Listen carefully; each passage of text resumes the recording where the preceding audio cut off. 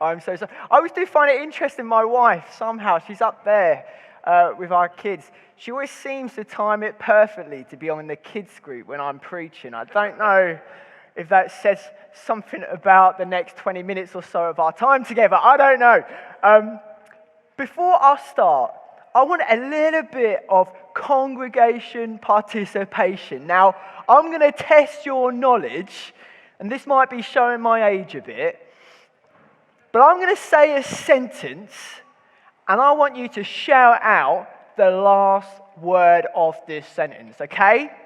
So don't be afraid, just shout it out.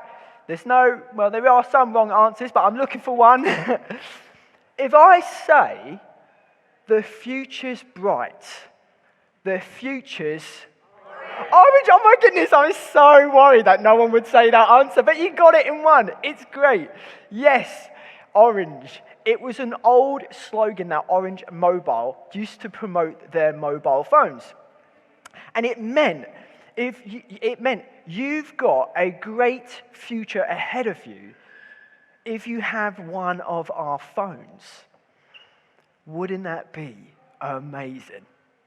Not to worry about your future because you had something that meant your future was in really safe hands. It's a sure thing. Come on, that's amazing, yeah?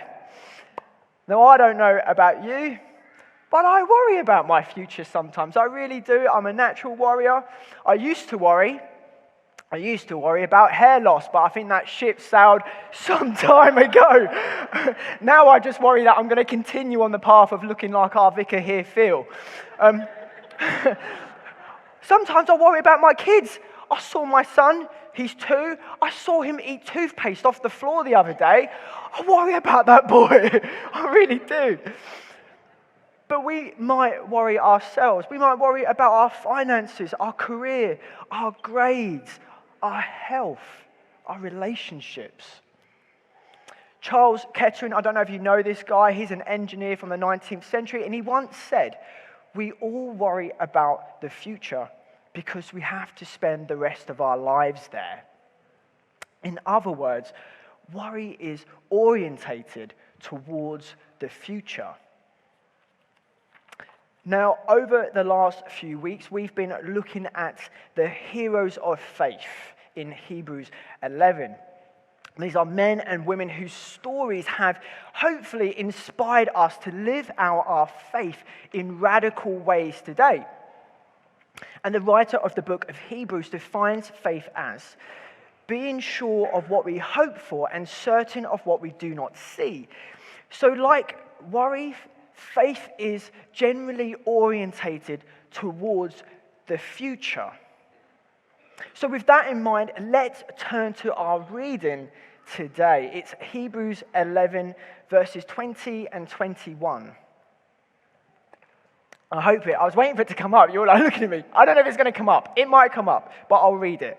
It says this, by faith, Isaac blessed Jacob and Esau in regard to their future. Some translations say things to come. By faith, Jacob, when he was dying, blessed each of Joseph's sons and worshipped as he leaned on the top of his staff.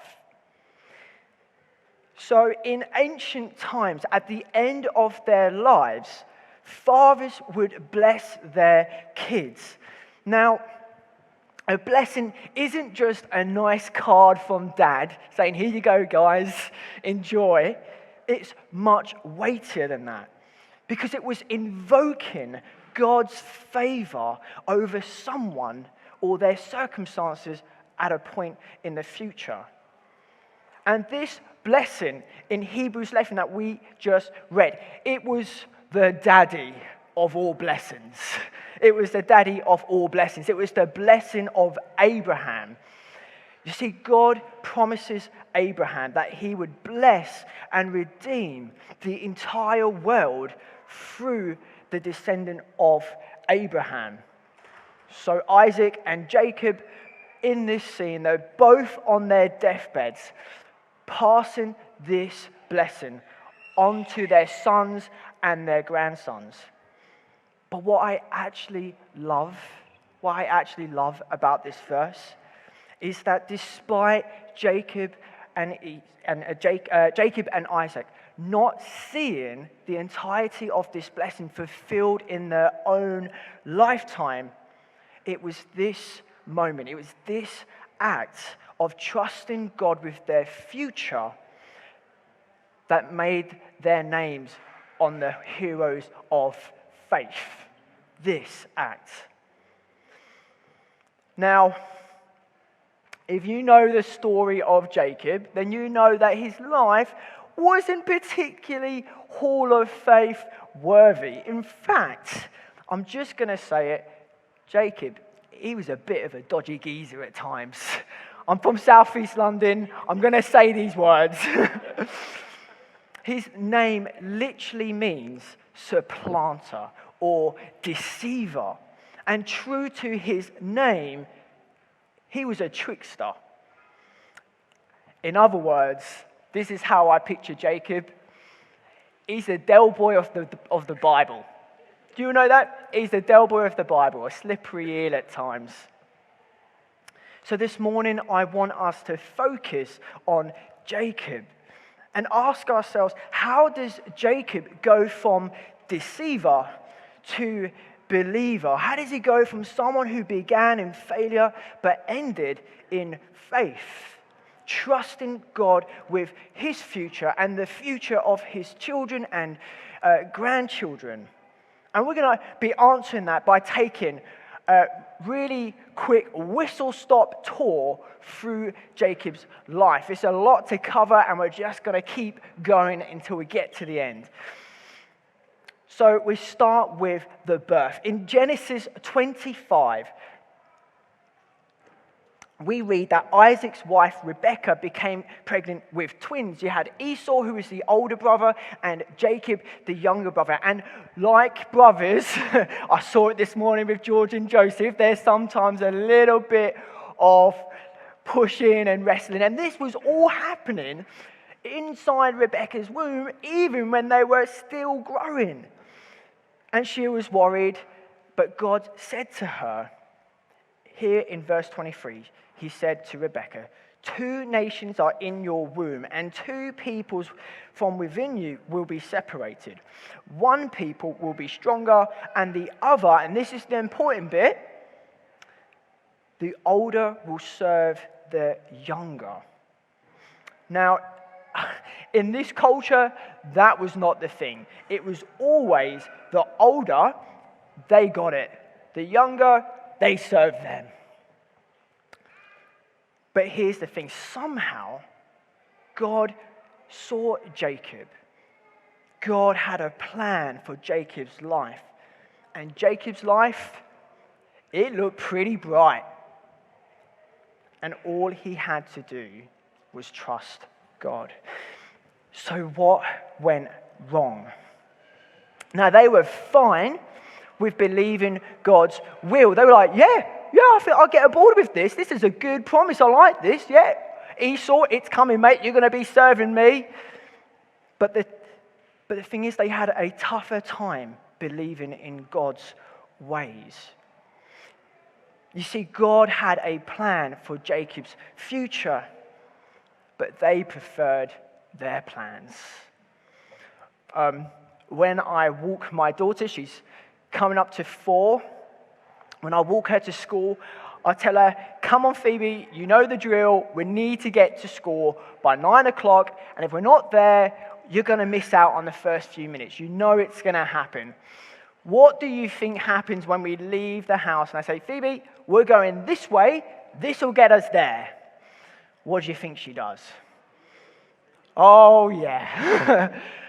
No. No, this way. No, Phoebe. That's going to take double the length of time, and I'm pretty sure it goes past the park. No. So, like any dad, I go that way. Jacob was no different. So what happened next? The birthright and the blessing. Well, Jacob's life at this point was not looking so bright. Growing up, he lived in the shadow of his brother Esau. You see, Esau had all the good genes. He had them all. He was born big. He was born hairy. This is all good stuff in those times. Just, he was a good hunter. And poor old Jacob, well, actually, the only flattering thing, I don't even, if it is flattering, is that he liked to stay at home. But not only that, Esau, he was the firstborn, and what that meant was that he was entitled to the birthright. That was when his dad died, he was going to get double the inheritance. He was going to be a rich guy. He was going to have the house. He was going to have all the cattle. And not only that, but he was going to get the big blessing. And get this, if this is the cherry on the top, in verse 28, we read that Esau was Isaac's favorite. I have 2 kids. I don't tell them which one I prefer. That's a joke. It's a joke, just seeing. I love them both, just in case. But I think Jacob's here, and he's saying, you know what?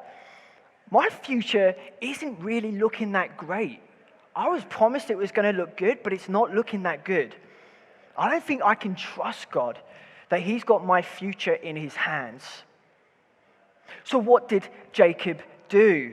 Well, true to his name, he schemed to do things his way for a change. It's almost like, if this is a helpful picture, it's almost like he went, you know what, God, I'm going to wear the manager's badge. I'm going to wear this badge and I'm going to do things my way. He took his future in his own hands. And in verse 29, read this, listen to this. Esau, so his older brother, after a long day of hunting, he came home and he was starving. And Jacob, being the homeboy, was cooking the stew. And Esau said, quick, let me have some of that red stew. I don't know if that's how Esau sounds. That's just the voice that I can imagine for a big bloke. Sorry about that. He says, I'm famished. And Jacob sees the opportunity and he says, first, sell me your birthright. And so Esau, in his hunger, sells him his birthright for stew. I don't even like stew. But Esau, I don't even know if it was the best stew in the world, but for some reason, Esau was like, yeah, here you go. Now, if you thought that was bad, just you wait. Honestly, anyone who says that the Bible is boring has never turned to this story in Genesis. It's like watching EastEnders. It's the most dysfunctional family ever. Every single time something happens, I just in my head go, he sold his birthright? Dun, dun, dun, dun, dun, dun, dun. Read this honestly. Honestly, I'm not joking. Chapter 27. Isaac, he's dying. He's quite blind at this point, so he can't see much. That's the definition. Sorry about that. He said, I don't know why I explained that. He sends his son Esau out to hunt and prepare a meal for him so he could pass on this blessing. But Rebecca, Isaac's wife, she's standing outside the tent. She's eavesdropping, and she goes, no.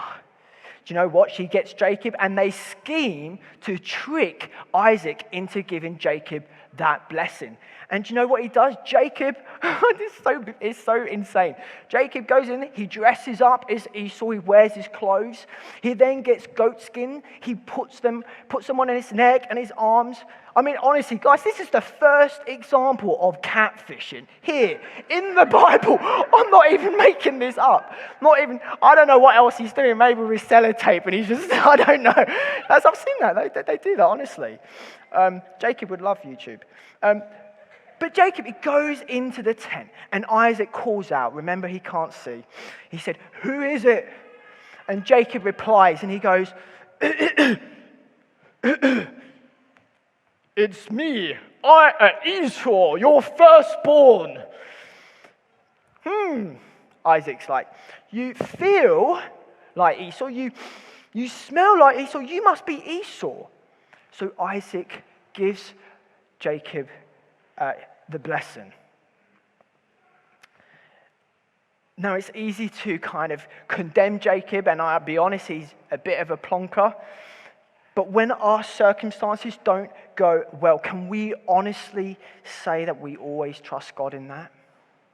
When we lose our job, or don't get the grades that we want to get into the university or college that we want to, when our health consistently fails us, or when a relationship breaks down, when our future no longer feels so certain, so bright. Do you know what I think we do? And I do this. I grab the manager's badge. I go, do you know what? I'm going to give it a go my way. When I became a Christian, this is just a small story, I felt really, really strong. I became a Christian when I was about 18. And I felt really strong. God was calling me into ordained ministry. This is what this is like. Become a vicar. I didn't really know what that meant. But for the next 10 plus years, I not only ignored it, I avoided it. I did all sorts to avoid what I felt God was calling me into. I ended up being a youth worker for some of that time. And hear this, I thought, you know what, I'm going to do this. I'm going to ignore what God's leading me to. I'm going to do this for a change. I went off to university in Swansea and thought, I'm going to study this. Within 2 months, no kidding, I had this phone call to say, we can't fund this anymore. I went, what? I'm in the middle of Swansea here, and you're telling me I've got to come home. But it was in that time when there was an employment freeze. So I came home. I was no longer studying. I no longer had the job. That door shut. And I ended up selling pens. Sorry if you're here and you love pens. That was my... But I ended up selling pens. You see, Jacob's way got him the birthright and the blessing. But there were tragic consequences. It all went horribly wrong. Isaac, we read, trembled violently. Esau, his brother, oh my goodness, when he got back, he wanted to kill him. So Jacob fled for his life. He left empty-handed. And you know this was the last time that he was with his mum? This is the last time before she died. This is the last time he saw her. There were tragic consequences. You see, God had a plan for Jacob's life, but instead of trusting him, Jacob chose his plan.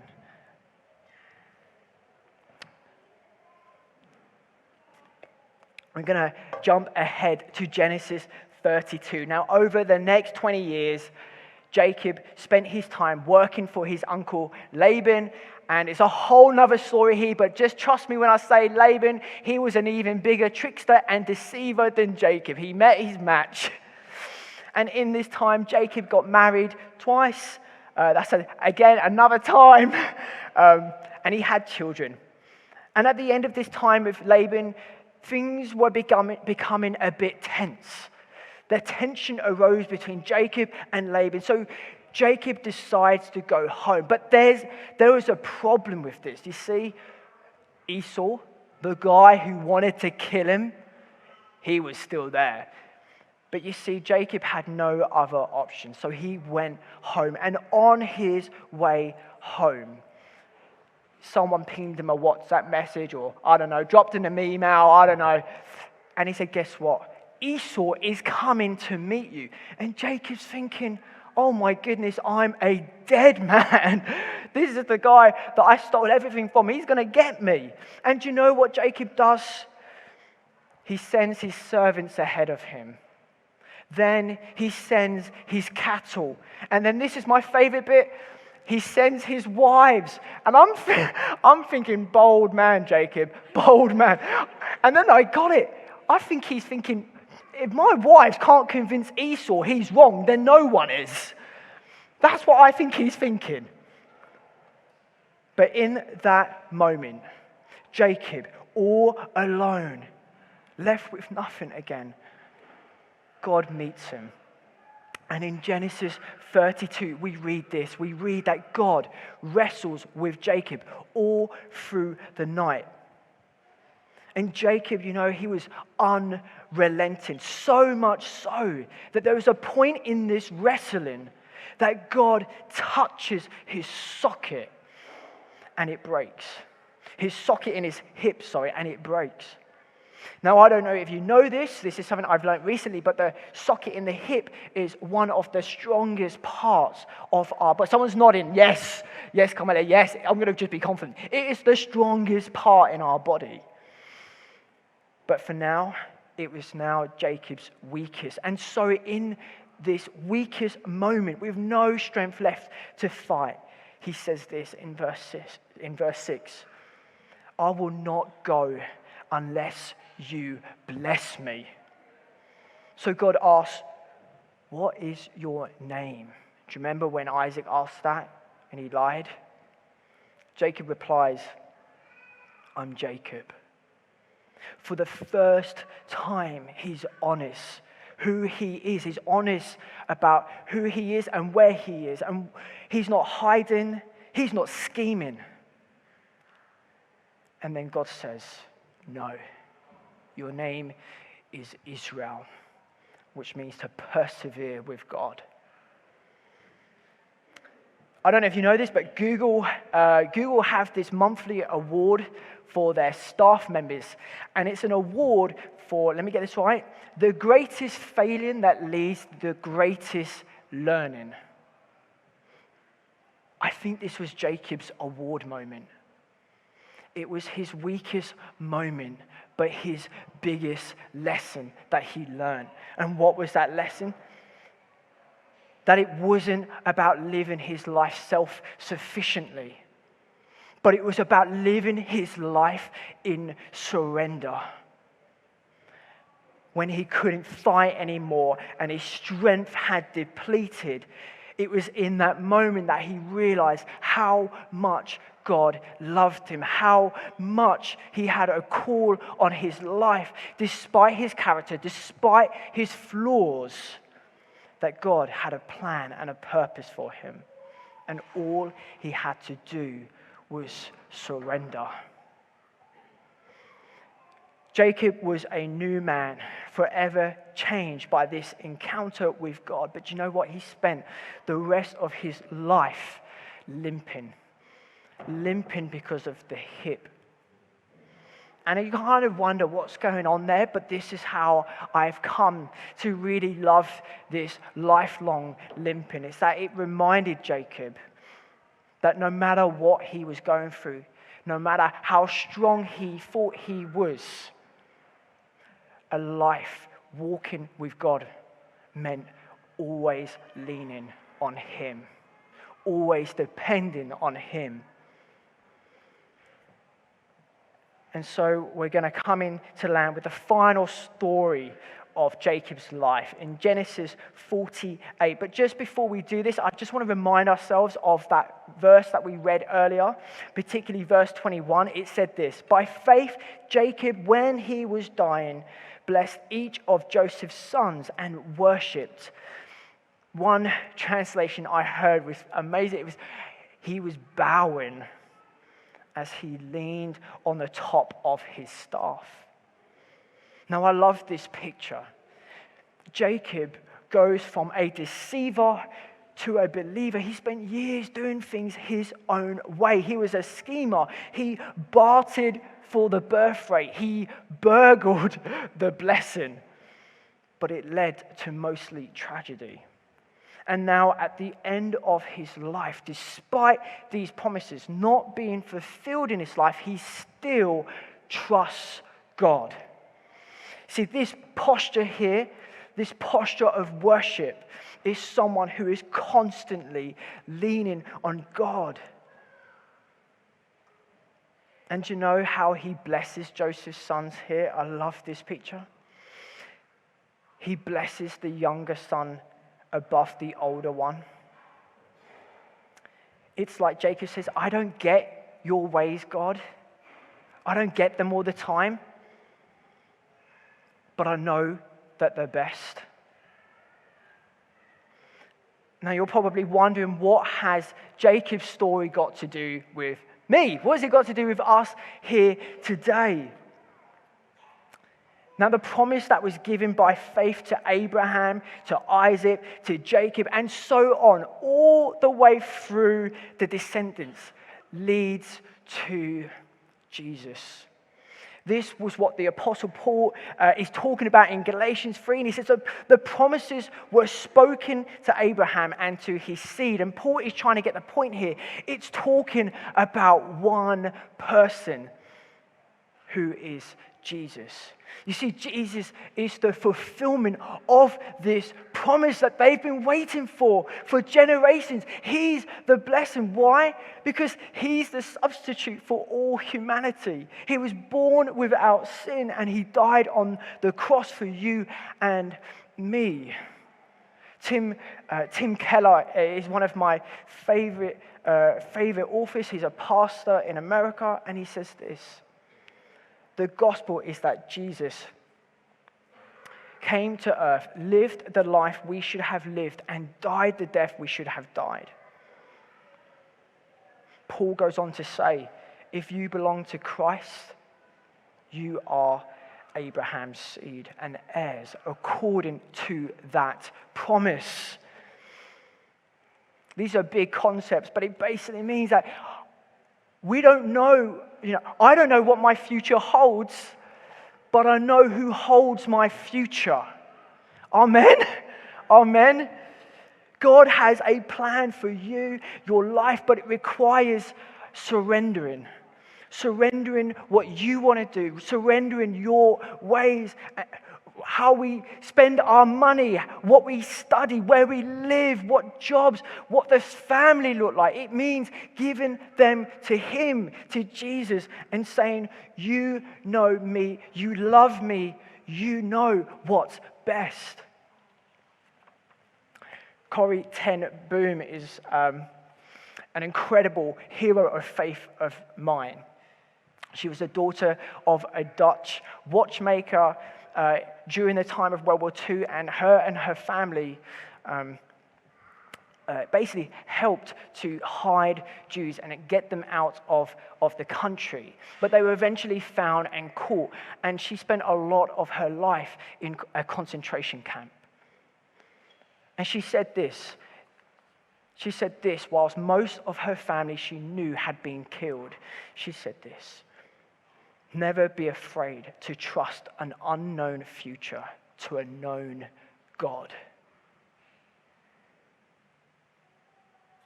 See, Jesus is the destination. He's the goal. And wherever he leads us and whatever he calls us to, he does that with us. Now, maybe you're thinking, can I just get the band up here, guys? I know people are sitting here going, just waffling. Let's get some hope. Let's return some hope into this room. The band are coming up. I promise you I'm landing.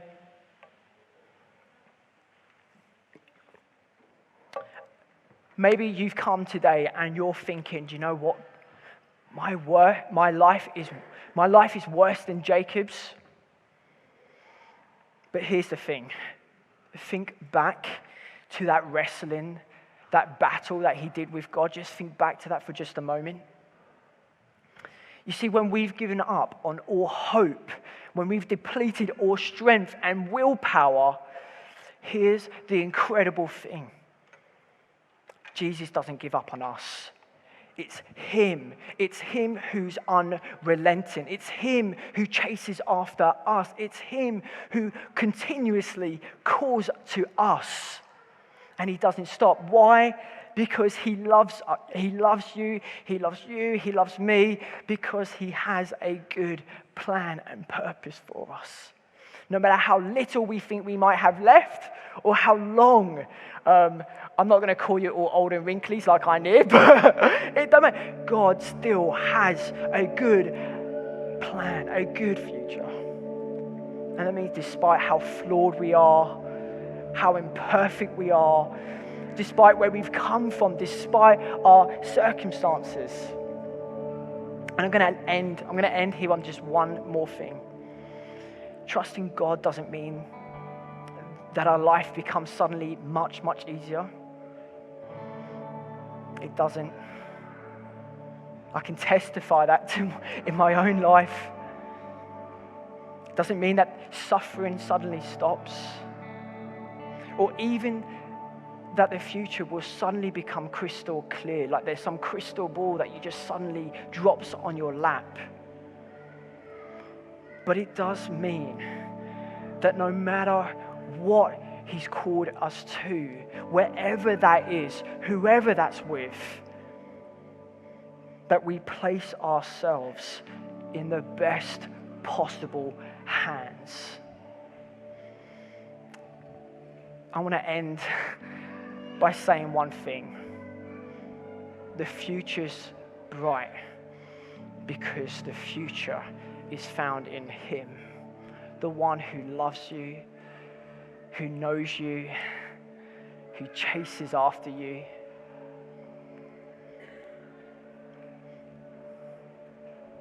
And all we have to do is trust Him and surrender.